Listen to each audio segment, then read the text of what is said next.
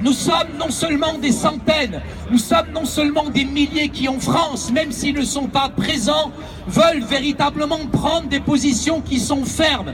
Il y a trop de souffrance, il y a trop de personnes qui aujourd'hui se taisent, il y a trop de silences qui sont coupables et aujourd'hui nous voulons véritablement manifester notre solidarité aussi avec les familles qui sont victimes.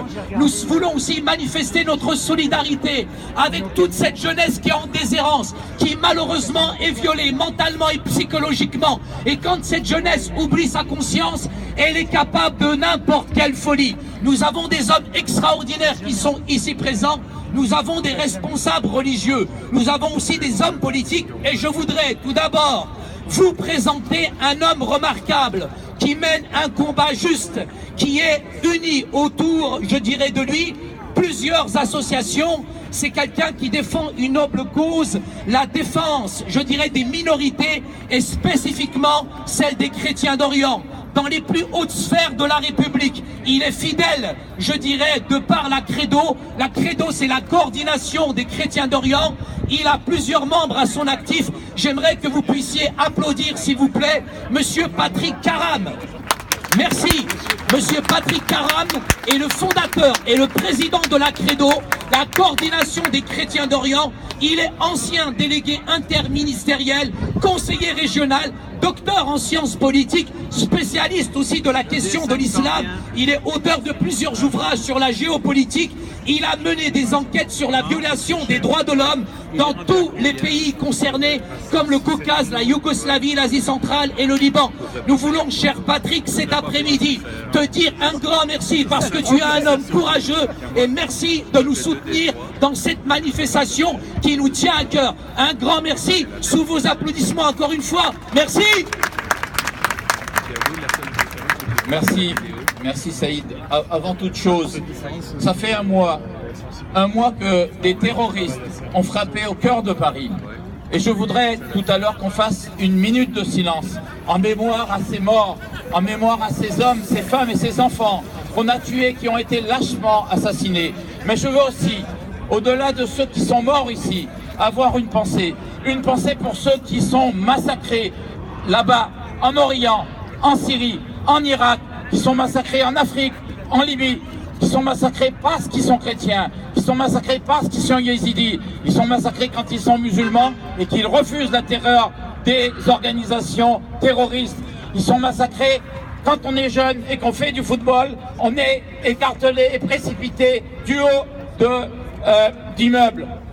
Les femmes sont là-bas traumatisées, terrorisées, violées. Des petites filles de 9 ans, sont violées. C'est de la pédophilie. Alors je voudrais, pour toutes ces victimes, celles qui sont ici et celles qui sont là-bas, observer une minute de silence.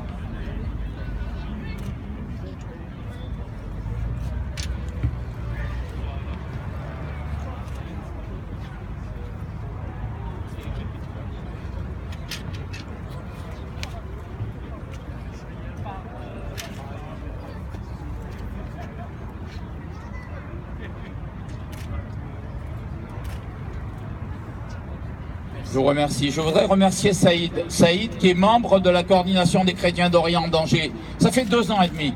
2 ans et demi qu'on alerte l'opinion publique. 2 ans et demi qu'on alerte nos responsables. 2 ans et demi qu'on leur dit que ce qui se passe là-bas contre les chrétiens d'Orient, ce qui se passe là-bas contre les populations modérées, eh bien, ces massacres-là, ces persécutions, ça finira par nous atteindre. Ça fait 2 ans et demi qu'on dit que ceux qui tentent de violer en utilisant, en instrumentalisant l'islam, de violer les droits humains les plus élémentaires, eh bien ceux-là précipiteront sur les routes des centaines de milliers de réfugiés. Ça fait 2 ans et demi qu'on prévient qu'il y aurait une déstabilisation de l'ensemble de l'Orient et de l'Afrique, qu'on prévient qu'il y aurait des vagues d'attentats en Europe, et ça n'est pas terminé. Il y a aujourd'hui une gangrène à partir de l'Irak et de la Syrie. Et tous les Français, tous sont concernés, et pas seulement les musulmans. 25% de ceux qui combattent avec Daesh, 25% sont des chrétiens convertis, 25% sont des jeunes de moins de 18 ans, et 25% sont des femmes et des filles. La vérité, c'est qu'aujourd'hui, il faut que l'ensemble des mondes civilisés, les mondes occidentaux, mais les mondes arabo-musulmans, se lèvent et disent stop et éradiquent ce mal absolu qui aujourd'hui est en train de pervertir et de détruire l'humanité. Il est temps aujourd'hui que nos compatriotes, et je suis très heureux d'être avec vous aujourd'hui, et nous avons accepté de nous associer à cette manifestation parce que nous considérons que la question du terrorisme concerne aussi les musulmans. Ils doivent être aussi en première ligne dans ce combat qui est mené contre l'extrémisme. Parce que c'est au nom de l'islam qu'on massacre, c'est au nom de l'islam qu'on persécute, c'est au nom de l'islam qu'on commet aujourd'hui des attentats terroristes. J'étais en Égypte, j'ai rencontré et j'étais à la conférence mondiale d'Al-Azhar en 2014, en décembre 2014. Le grand imam d'Al-Azhar, Al-Tayeb, a fait une conférence sur l'extrémisme et les chrétiens d'Orient. J'ai pu m'exprimer. Et à la fin de la conférence, nous avons tous signé un mémorandum. Le grand imam d'Al-Azhar, les représentants musulmans d'une centaine de pays, les grands imams, les mouftis étaient présents. Et nous avons tous signé le même mémorandum avec la Credo et eux, le mémorandum qui consiste à considérer que ceux qui tuent au nom de l'islam, ceux qui massacrent au nom de l'islam sont des barbares, ce sont des criminels contre l'humanité. Le grand imam Al-Tayeb a déclaré que c'était aux musulmans les premiers à combattre ce fruit perverti qui dévoile l'islam. Il a aussi déclaré sa solidarité totale avec les populations massacrées, dont les chrétiens d'Orient. Aujourd'hui, c'est important ce qui se passe et je veux féliciter les organisateurs de cette manifestation parce que nous réclamons que ce qui se passe en Égypte, où ce sont les musulmans les premiers qui combattent, sont en première ligne pour combattre Daesh et Al-Nosra. Je voudrais dire que je suis fier d'être avec vous parce que ce sont les musulmans qui ont appelé à manifester aujourd'hui. D'abord, nous associons à cette manifestation, mais ce sont les musulmans les premiers qui prennent la tête de cette manifestation. Comme à l'île de la Réunion. À l'île de la Réunion, ce sont les musulmans qui ont appelé à manifester. Et ils sont des milliers dans la rue quand ils manifestent contre l'extrémisme. Et parce qu'ils manifestent, et parce qu'ils sont les premiers, et parce qu'ils ont appelé à manifester, il n'y a pas d'islamophobie à l'île de la Réunion. Personne n'interroge un Réunionnais musulman, qui est pourtant très pieux, sur sa fidélité à la nation, sa fidélité à la France, sa fidélité et sa loyauté à la République, parce qu'ils sont en tête du combat contre Daesh et Al-Nosra. Voilà la vérité. Et donc, merci aux organisateurs d'avoir voulu organiser cette manifestation. Moi, je souhaite que les responsables musulmans, qui sont frileux, parce qu'il faut entre amis se dire la vérité, les responsables musulmans qui sont frileux s'engagent aussi dans cette action. Je souhaite que le CFCM et toutes les organisations, toutes les associations s'engagent aussi à manifester, à appeler les musulmans à manifester, à prendre la tête des manifestations contre l'extrémisme. Parce que ce qui se passe aujourd'hui, c'est un dévoiement de la religion. Et vous ne pouvez pas l'accepter. C'est à vous de dire, les premiers, avec tout le monde, avec tous les Français, stop. Je veux dire aussi pour les chrétiens d'Orient un mot. Les chrétiens d'Orient ont toujours vécu avec les musulmans, toujours. Ils parlent l'arabe, ce sont des arabes. Il y a des arméniens, mais il y a des grandes majorités, ce sont des arabes. Ils connaissent la civilisation arabo-musulmane mieux que n'importe quel Français, mieux que vous tous qui êtes ici. Ce sont des personnes qui peuvent témoigner qu'on peut vivre ensemble avec les musulmans, qui ont vécu ensemble et qui veulent continuer à vivre ensemble avec les musulmans.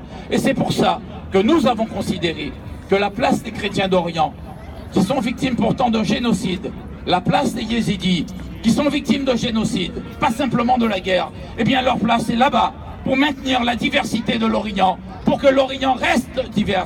L'Orient a toujours connu la diversité, il faut que l'Orient continue à être divers.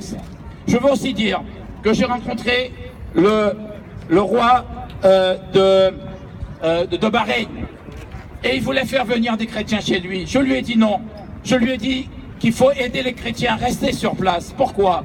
Parce que la question des chrétiens d'Orient, c'est d'abord la question des Arabes, c'est d'abord la question des musulmans. C'est à eux de se battre pour que sur leur sol demeurent les derniers chrétiens. C'est à eux de préserver l'existence de leurs derniers chrétiens. C'est à eux de faire en sorte que ceux avec qui, leurs voisins, les parents, la famille, au Liban, ils se marient entre chrétiens et musulmans, et ça ne pose pas de problème. Eh bien, c'est à eux de faire en sorte que ceux avec qui ils ont vécu pendant des siècles restent encore à leur côté. L'Occident doit être là pour aider. Mais la responsabilité première est celle des pays arabo-musulmans. La responsabilité première de la survie des derniers chrétiens est aussi celle des populations musulmanes partout dans le monde. Parce que c'est à eux de dire qu'on peut vivre ensemble, quelle que soit la religion qu'on peut avoir, on peut vivre ensemble et que ça ne pose aucun problème. Je voudrais pour terminer parler de ce qui se passe en Orient et surtout de la géopolitique. Les attentats auraient pu être évités. Les attentats auraient pu être évités. S'il y a 2 ans, on nous avait écoutés. Il y a 2 ans, nous avions demandé une intervention au sol. Nous n'avons pas été écoutés. Il y a 2 ans, il y a 1 an et demi, lorsque Mossoul est tombé, nous avions prévenu notre diplomatie de ne pas laisser tomber Mossoul. En laissant tomber Mossoul, on a permis à des groupements terroristes qui étaient au total 10 000 de se transformer et de devenir un cancer mondial en mettant la main sur des armes, sur du pétrole, en mettant la main sur de l'argent. Le nombre de Français qui sont allés les rejoindre a été multiplié par 3 après Mossoul. La vérité, c'est qu'on n'a rien fait pour empêcher la prise de Mossoul. La vérité, c'est qu'on a laissé tomber aussi Palmyre, sans rien faire. La vérité, c'est qu'on laisse se dérouler des trafics d'hommes, d'armes et de pétrole par la Turquie. Parce que la Turquie joue un jeu dans cette affaire qui est un double jeu. La Turquie aujourd'hui n'est pas l'allié des pays arabes. La Turquie n'est pas l'allié des démocraties. La Turquie joue son jeu. Et aujourd'hui, la Turquie, avec Daesh, permet le passage de pétrole qui lui rapporte $1 million, permet le passage d'hommes, permet le passage aussi de trafic d'armes. La vérité, c'est que la Turquie ne peut pas continuer son double jeu. Et tant que nous, en Occident, on n'aura pas dit stop, stop aux États complices, stop aussi à ceux, l'Arabie Saoudite,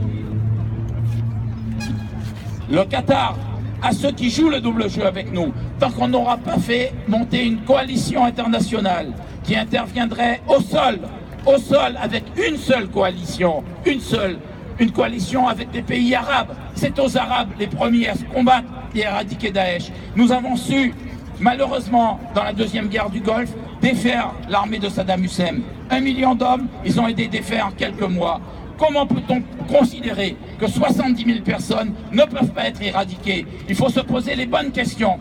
Et plus nous tardons, et plus notre jeunesse sera contaminée. Plus nous tardons, plus nous permettons de massacrer des chrétiens et des minorités en Orient. Plus nous tardons, et plus les musulmans modérés seront persécutés, seront massacrés, seront éradiqués, seront chassés de leur pays. Et plus nous tardons, et plus la gangrène se répandra dans cette région du monde. Nous devons aujourd'hui avec vous dire stop à Daesh. Je vous remercie. Merci Patrick.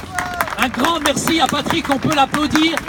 Merci, je vais demander à Kamel Béchik maintenant de nous rejoindre. Merci. Merci.